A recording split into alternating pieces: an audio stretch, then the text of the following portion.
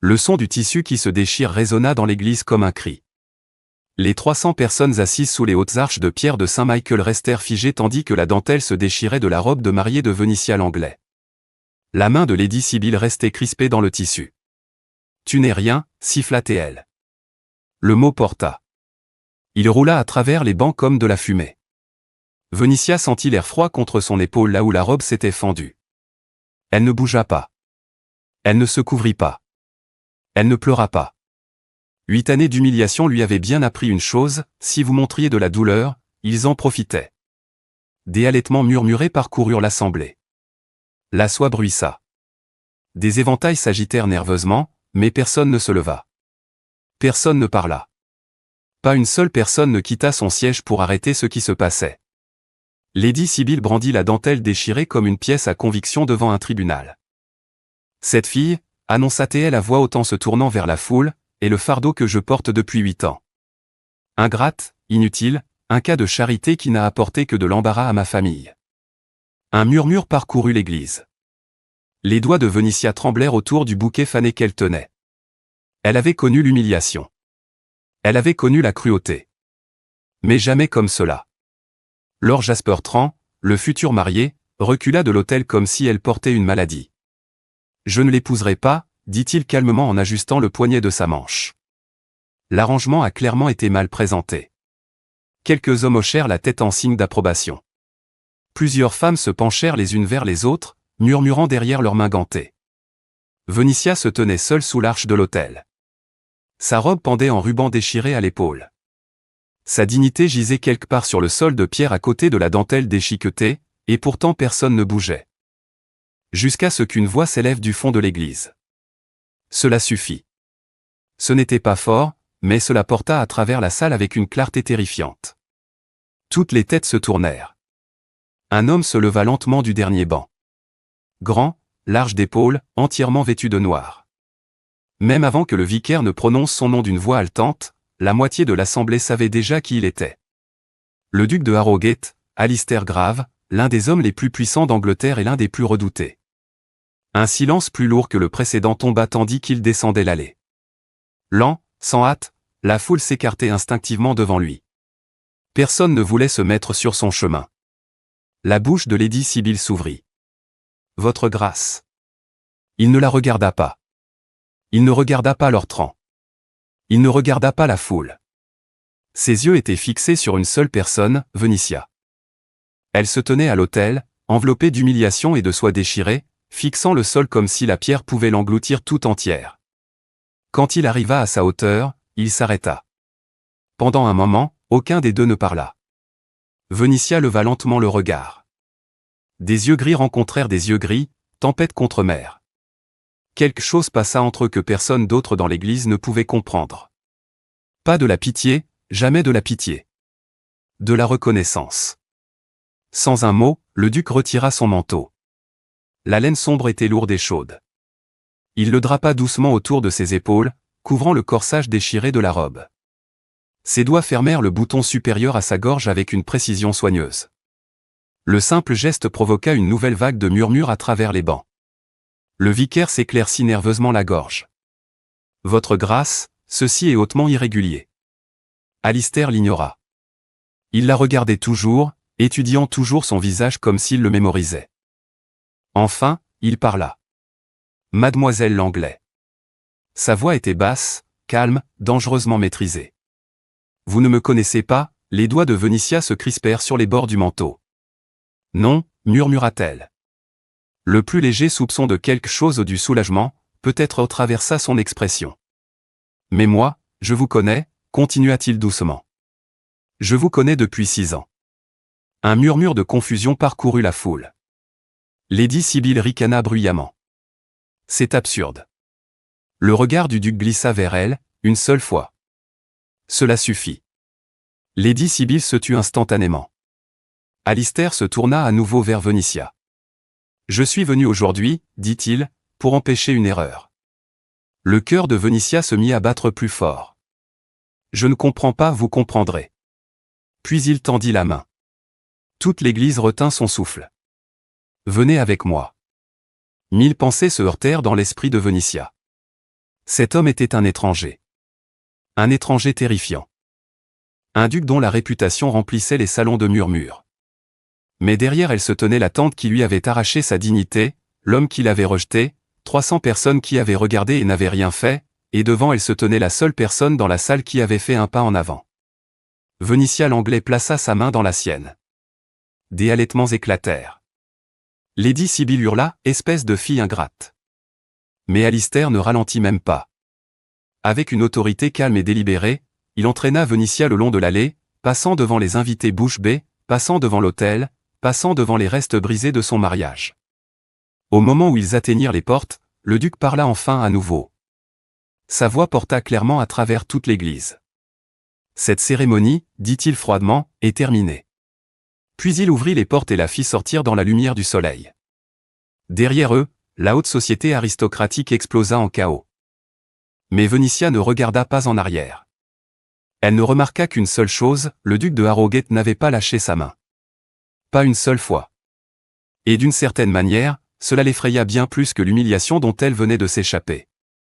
Parce que la façon dont il la regardait n'était pas le regard d'un homme offrant un sauvetage. C'était le regard d'un homme revendiquant quelque chose qu'il avait attendu 6 ans pour prendre. La portière de la voiture se referma avec un claquement décisif pour la première fois depuis que les portes de l'église s'étaient ouvertes derrière eux. Le silence les enveloppa. Vénitien était assise raide sur le siège de velours. Le manteau du duc était serré autour de ses épaules. En face d'elle, Alistair Grave était assis parfaitement immobile. Dehors, les chevaux commencèrent à avancer. Le gravier crissa sous les roues. Aucun des deux ne parla. Vénitien fixait ses mains sur ses genoux. Elle tremblait, non pas de froid, mais de tout ce qui venait de se passer. L'église, la soie déchirée, 300 témoins, et le duc terrifiant qui avait fait un pas en avant comme le jugement lui-même. Elle osa lever les yeux. Il regardait la campagne qui défilait par la fenêtre, son expression sculptée en quelque chose d'indéchiffrable. Dure, maîtrisée, comme si le chaos derrière eux n'avait rien signifié. Pourtant ses mains le trahissaient. Elles étaient crispées sur ses genoux, les jointures pâles, comme s'il retenait quelque chose en lui. Enfin, Vénitien parla. « Votre grâce ?»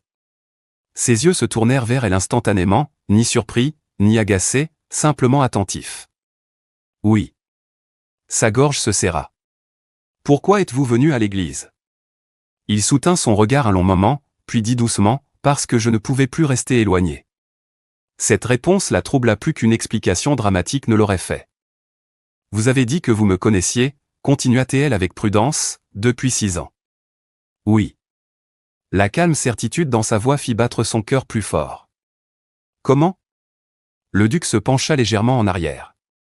La lumière de la lanterne de la voiture glissa sur son visage, révélant la plus légère fissure dans sa maîtrise habituelle. « Il y a 6 ans, dit-il lentement, je me suis arrêté dans le village d'Albury. » Vénitien fronça les sourcils. « Mon cheval avait perdu un fer. Pendant que mon palefrenier attendait le forgeron, je me suis promené jusqu'au cimetière de l'église. » Sa voix s'abaissa légèrement. « Et je vous ai vu. » Son souffle se bloqua. « Vous étiez agenouillé près d'une tombe. » Vénitien sentit le monde basculer. « Mes parents. » Oui. Il ne détourna pas le regard. « Vous arrachiez les mauvaises herbes autour de la pierre tombale à main nue. » Le souvenir l'envahit. Vent d'automne. Pierre froide. Larmes. Elle avait cru que personne ne voyait. « Je pleurais, » murmura-t-elle. « Oui. » Une pause. Mais pas fort. Son regard s'adoucit presque imperceptiblement. « Vous essayez très fort de rester silencieuse. » Les doigts de Vénitien se crispèrent dans la laine du manteau autour de ses épaules. « Vous m'avez regardé ? » Oui. « Pendant combien de temps ? » Assez longtemps pour savoir que vous étiez seul. Le silence s'installa à nouveau. Dehors, par la fenêtre de la voiture, la campagne défilait en champs verts et luisants dans la lumière du soir qui s'estompait. Le cœur de Vénitien battait maintenant la chamade. « Vous m'avez fait enquêter ? » Oui. La franchise brutale la stupéfia. « Vous avez découvert que ma tante avait volé mon héritage. » Oui. Vous saviez qu'elle me traitait comme une servante. Oui. Et vous n'avez rien fait. Les mots lui échappèrent plus tranchants qu'elle ne l'avait voulu, mais le duc ne scia pas. Il les accepta. J'ai fait beaucoup, dit-il doucement. Mais rien que vous puissiez voir. Il glissa la main dans la poche de son manteau, en sortit un document plié, puis un autre. Il les posa sur le siège entre eux. Mes notaires ont passé des années à rassembler des preuves contre Lady Sibylle Langlais. Vénitia fixa les papiers. Il y a des copies de registres de comptes falsifiés, des dépositions de serviteurs, des transferts bancaires détournant votre héritage vers ses comptes personnels. Son pouce accéléra. Vous avez construit un dossier juridique. Oui. Pendant 6 ans. Oui. Mais pourquoi attendre? Cette fois, il hésita. Le duc de Harrogate, craint au Parlement, murmuré dans les salons londoniens, hésita réellement. Enfin il répondit, parce que vous étiez encore légalement sous sa tutelle. La voix de Vénitia était à peine audible. Et quand j'ai eu 21 ans, je me préparais à agir. Une pause, puis sa mâchoire se crispa légèrement. Jusqu'à ce que j'apprenne la nouvelle de votre mariage. Quelque chose de sombre vacilla derrière ses yeux. J'ai décidé que la patience avait atteint sa limite. Vénitia baissa les yeux sur les papiers à nouveau. Des années de préparation, des années d'enquête discrète, des années d'attente pour moi. Pourquoi? Demanda-t-elle doucement. Le duc l'étudia pendant plusieurs secondes. Quand il parla, sa voix était plus basse qu'avant. Parce que vous n'étiez pas en sécurité. Vénitia fronça les sourcils. Ma tante était cruelle, mais elle volait votre héritage. Oui. Elle vous isolait de la société. Oui. Elle vous préparait à épouser un homme noyé de dettes. Vénitia resta silencieuse. Le regard du duc se durcit. J'ai découvert la situation financière de Lord il y a 2 ans. Vous l'avez fait enquêter aussi? Oui. Sa voix devint plus froide. Il a ruiné 3 femmes déjà. Le souffle de Vénitia se bloqua. Que voulez-vous dire par ruiner? La mâchoire du duc se crispa. Il épouse pour les dots. L'implication était indéniable. L'estomac de Vénitia se tordit. Et après l'argent, il part. La brutalité tranquille de la vérité s'installa lourdement entre eux. Vénitia baissa les yeux sur ses mains. Alors vous êtes intervenu? Oui. Vous avez humilié la moitié du comté? Oui. Et maintenant je vis dans votre maison? Oui. Ses yeux gris se levèrent lentement vers les siens. Et que se passe-t-il maintenant? Pour la première fois depuis qu'il était entré dans la pièce, le duc hésita. Ses doigts se crispèrent légèrement contre la coudoir du fauteuil. Puis il dit, j'ai l'intention de vous épouser. Les mots tombèrent entre eux comme un coup de tonnerre. Vénitia le fixa. Vous ne pouvez pas être sérieux. Je suis entièrement sérieux. Vous me connaissez à peine. Je vous connais très bien. C'est précisément le problème. Il ne discuta pas. Au lieu de cela, il dit doucement, vous pouvez refuser. Elle cligna des yeux. Je vous demande pardon? Vous ne me devez rien. Sa voix resta ferme. Vous pouvez rester ici comme mon invité aussi longtemps que vous le souhaitez. Vénitia l'étudia attentivement. Et si je dis non? Alors vous partez avec votre indépendance restaurée. Il soutint son regard.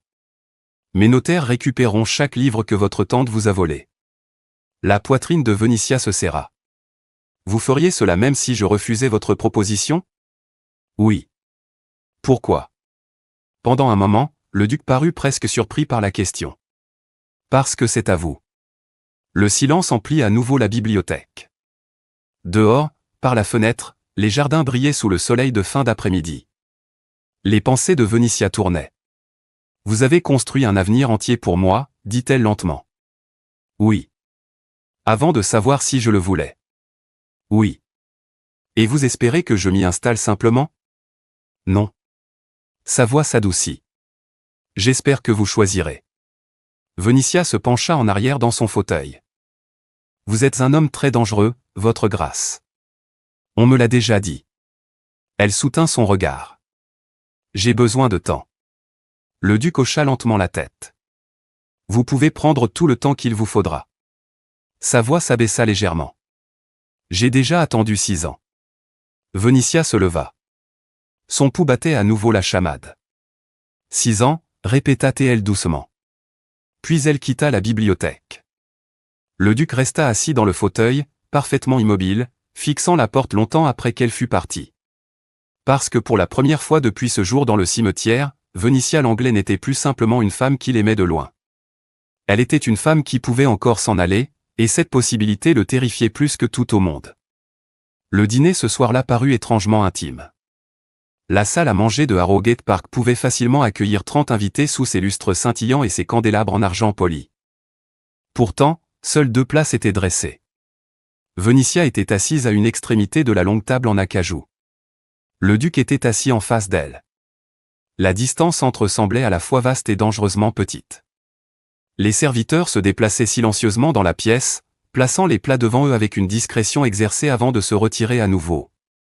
Faisant rôtis, pommes de terre au beurre, pain frais, vin qui coûtait probablement plus que tout ce que Vénitia avait possédé dans toute sa vie.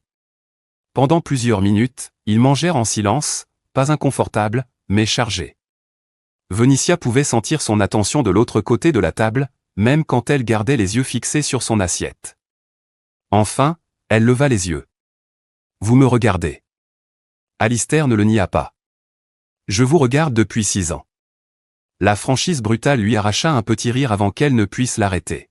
« Vous dites cela comme si c'était un comportement parfaitement raisonnable. Ce n'est pas le cas. Pourtant vous semblez à l'aise pour l'admettre. Je préfère l'honnêteté. » Vénitia inclina la tête. C'est une habitude dangereuse dans la haute société.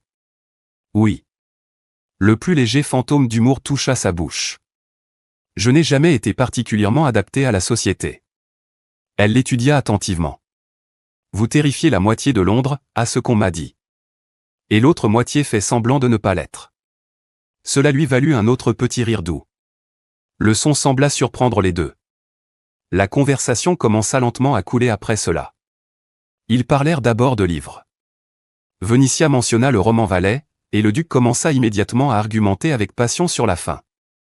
Vous ne pouvez pas défendre sérieusement cette conclusion, dit-il fermement. Elle est tragique. Elle est réaliste. Elle est misérable.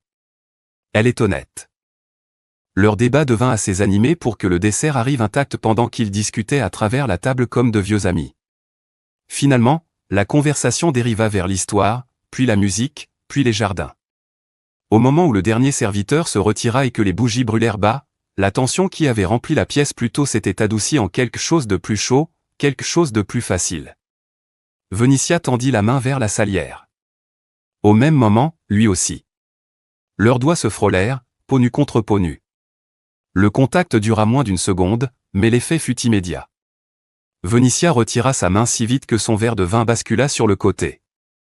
Le duc l'attrapa en plein vol avec des réflexes sans effort. Il le remit droit.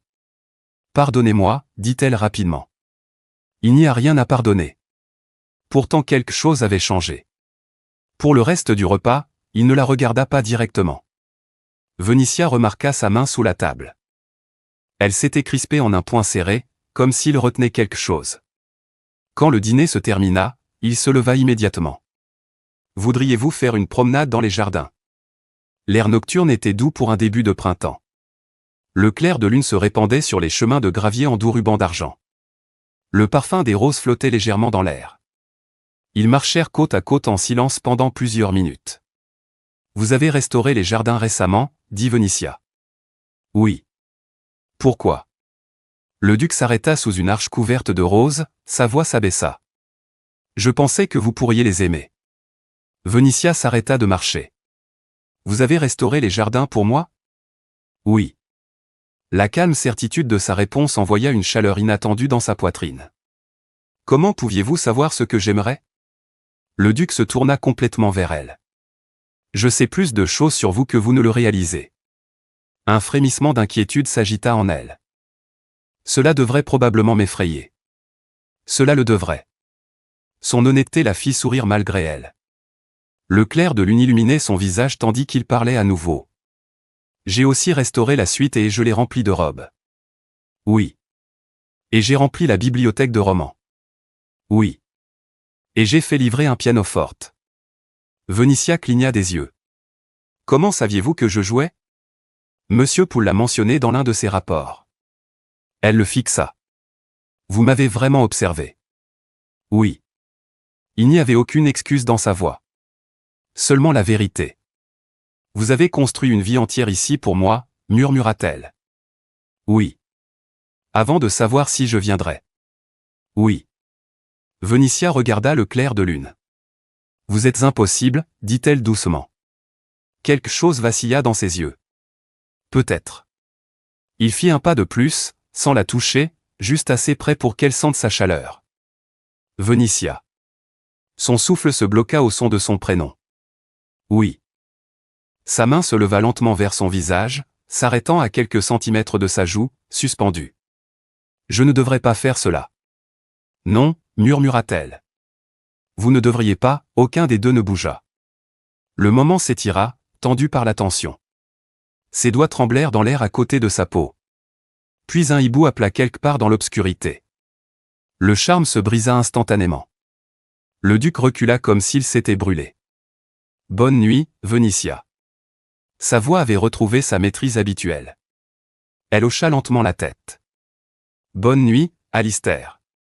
Il se tourna et marcha vers la maison sans la regarder à nouveau. Vénitia resta sous l'arche de rose plusieurs minutes après son départ. Son cœur battait encore la chamade. Sa joue picotait encore là où sa main avait presque touché. Et une pensée terrifiante tournait sans cesse dans son esprit. Elle commençait à vouloir la vie qu'il avait construite pour elle. Et cela rendait tout bien plus dangereux. La jalousie arriva 12 jours plus tard. Vénitia descendait le grand escalier de Harrogate Park quand les portes principales s'ouvrirent avec une énergie soudaine. Une femme entra comme si la maison lui appartenait. Elle était d'une beauté frappante, grande, aux cheveux dorés, vêtue d'une soie de voyage émeraude qui scintillait sous la lumière du matin. La confiance irradiait de chacun de ses mouvements. Alistair, appela-t-elle joyeusement en retirant ses gants. J'ai entendu la rumeur la plus extraordinaire. Vénitia se figea à mi-chemin dans l'escalier. J'ai simplement dû venir le constater par moi-même. Le duc apparut depuis l'embrasure de la porte du bureau au fond du hall. Son expression se durcit presque immédiatement. Lady Vivien. Il ne semblait pas ravi. Votre grâce, dit le majordome avec prudence. Mais Lady Vivien traversait déjà le sol de marbre. Vous ne pouvez pas imaginer les ragots à Londres, continua-t-elle légèrement. On dit que vous avez emporté une femme hors d'une église devant la moitié du comté. Elle tendit la main et toucha son bras. La familiarité du geste envoya quelque chose de tranchant dans la poitrine de Vénitia. Vous avez installé une mystérieuse dame à Harrogate Park, poursuivit Lady Vivien avec un sourire taquin, et vous ne m'avez même pas invité à assister au scandale. Le duc retira sa main de sa manche. Pas brutalement, mais avec décision. Mademoiselle Langley est mon invitée. C'est tout ce que vous avez besoin de savoir. Lady Vivien rit. Alistair, vous n'avez jamais eu d'invité de votre vie.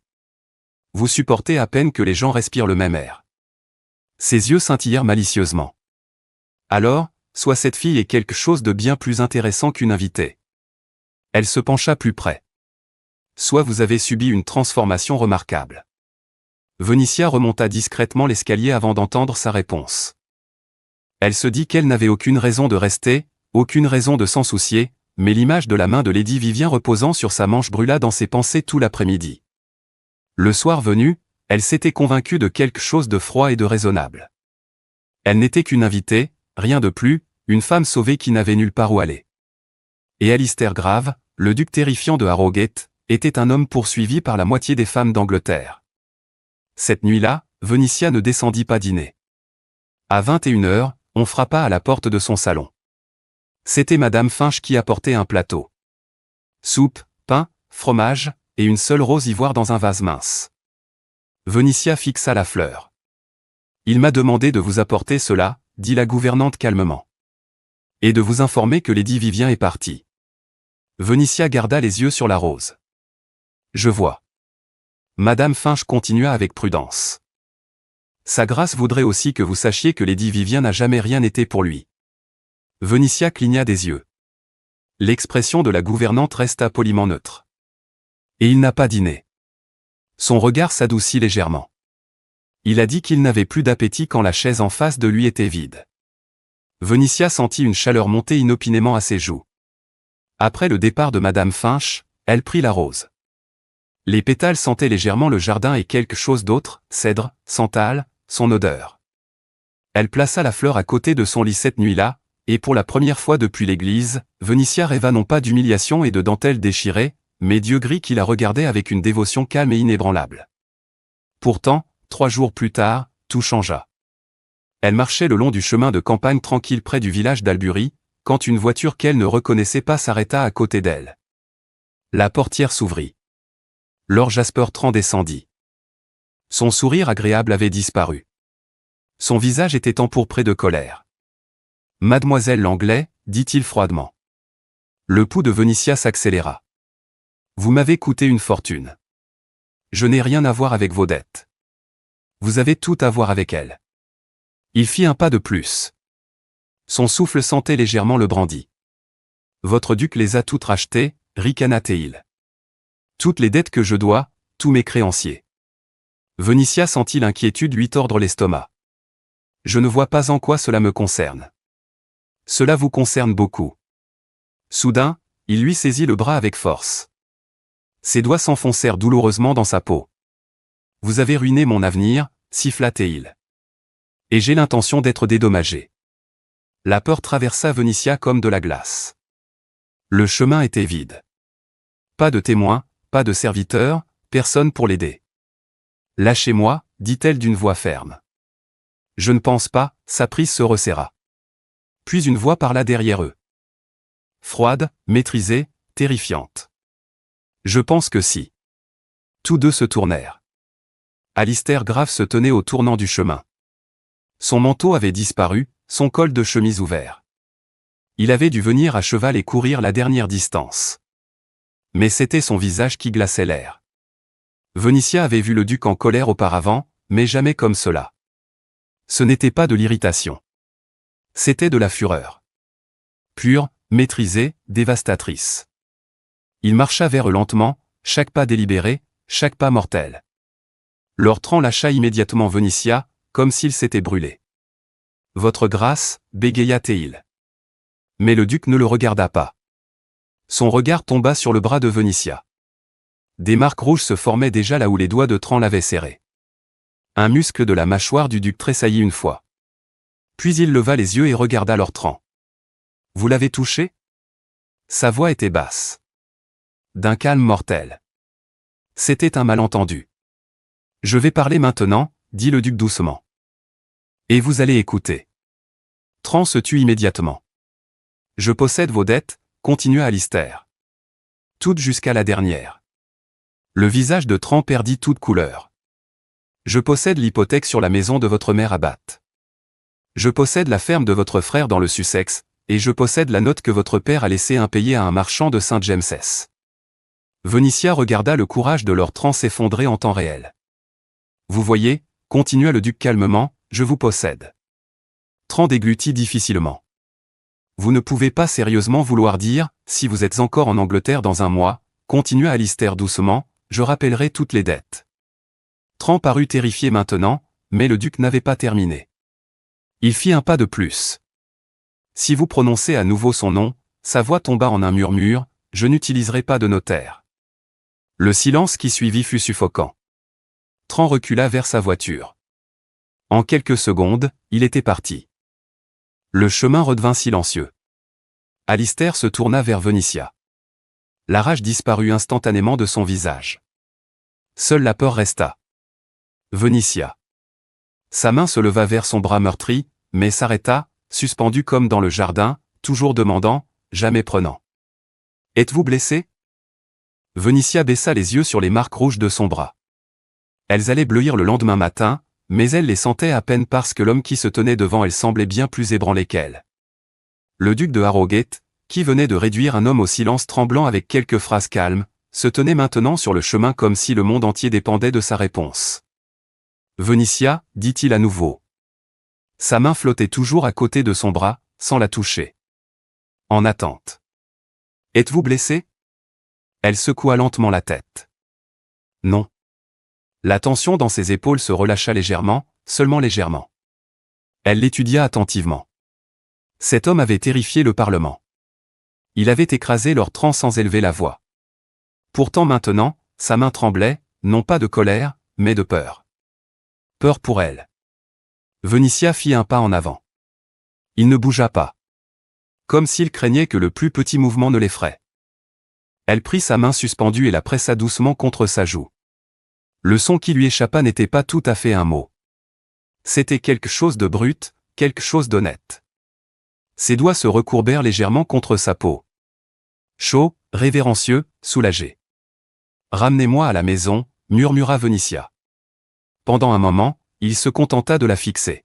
« À la maison », répéta-t-il doucement. « À Harrogate. » Ses yeux gris soutinrent les siens. « Je crois que je comprends maintenant. » Sa voix s'abaissa. « Que comprenez-vous » Elle sourit faiblement. « Que vous n'avez jamais eu l'intention de m'enfermer. » Un souffle lui échappa. « Non. Vous avez construit un endroit où je pourrais choisir de rester. » « Oui. » « Et vous avez attendu. » « Oui. » La voix de Venicia s'adoucit. « Alors ramenez-moi à la maison, Alistair. » Il n'hésita plus. Le trajet en voiture jusqu'à Harrogate se passa en silence, mais cette fois le silence était différent. Sa main reposait dans la sienne, et aucun des deux ne la lâcha. 6 semaines plus tard, Venicia était assise en face du duc dans la bibliothèque. Un échiquier était posé entre eux. Il perdait terriblement. Elle soupçonnait que c'était délibéré. « Vous êtes terrible en stratégie, dit-elle. »« Je suis distrait. »« Par quoi ?»« Par vous. » Venicia sourit. Elle déplaça sa reine sur l'échiquier. Échec et mat, le duc cligna des yeux devant l'échiquier, puis leva lentement le regard. « Venicia ?»« Oui. Je crois que je vous ai posé une question il y a plusieurs semaines. Vous posez beaucoup de questions. Une seule qui compte. » Le silence emplit la bibliothèque. Venicia se pencha légèrement en avant. « Oui. » Le duc fronça les sourcils. « Oui. »« Quoi ?»« Oui, je vous épouserai. » La pièce d'échec glissa de ses doigts et roula sur la table. Pour la première fois depuis qu'elle l'avait rencontré, le duc de Harrogate perdit complètement sa maîtrise. « Vous êtes certaine ?» demanda-t-il d'une voix rauque. « Je n'ai jamais été plus certaine. » Il se leva lentement, fit le tour de la table, puis fit quelque chose que personne en Angleterre n'aurait cru possible. Le duc de Harrogate tomba à genoux, non pas par cérémonie, non pas par performance, mais parce que l'émotion avait volé la force de ses jambes. Il pressa son front doucement contre ses mains. « Venicia » souffla-t-il. Elle passa ses doigts dans ses cheveux sombres. « Homme impossible. » Sa voix trembla. « J'aurais attendu pour toujours. » « Je sais. Si vous aviez dit non ce soir, je serais encore là. Je sais. J'aurais passé le reste de ma vie à perdre aux échecs en face de vous. » Elle rit doucement. Cela aurait été insupportable. Enfin, il leva les yeux, ses yeux gris brillants d'une émotion qu'il ne cherchait plus à cacher. « Vous êtes certaine » murmura-t-il à nouveau. « Oui. » Elle souleva son visage entre ses mains. « Parce que je vous choisis. » 3 semaines plus tard, ils se marièrent dans la chapelle de Harrogate Park.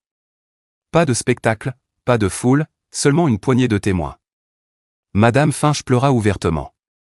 Monsieur Gibbs, le jardinier, se tint fièrement à côté du vicaire, et quand Venicia remonta la petite allée de la chapelle dans une robe de soie ivoire, le duc de Harrogate la regarda comme si le monde venait d'être placé entre ses mains.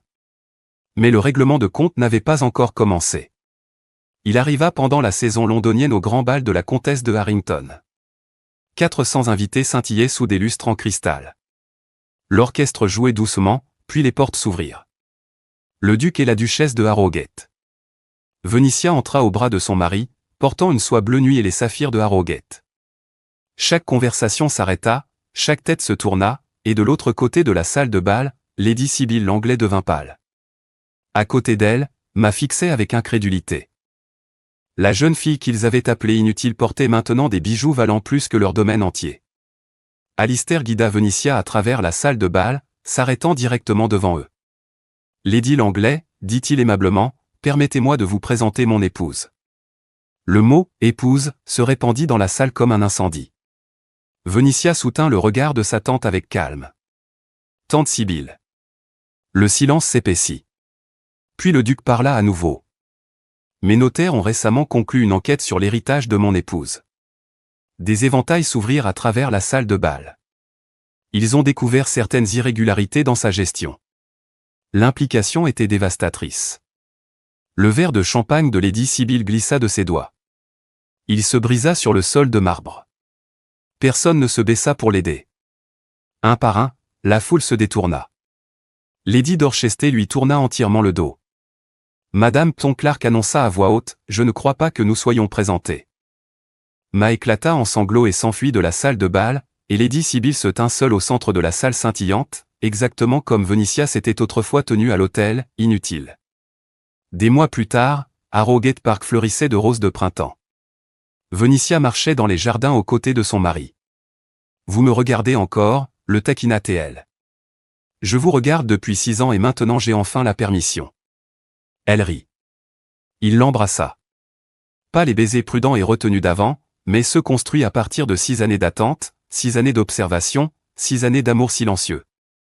Quand il recula, il murmura doucement, « Tu valais chaque seconde. » Et quelque part dans un cottage oublié d'un village, Lady Sibyl Langley était assise seule près d'un âtre froid, comprenant bien trop tard que le mot « inutile » n'avait jamais appartenu à Venicia. Il lui avait toujours appartenu.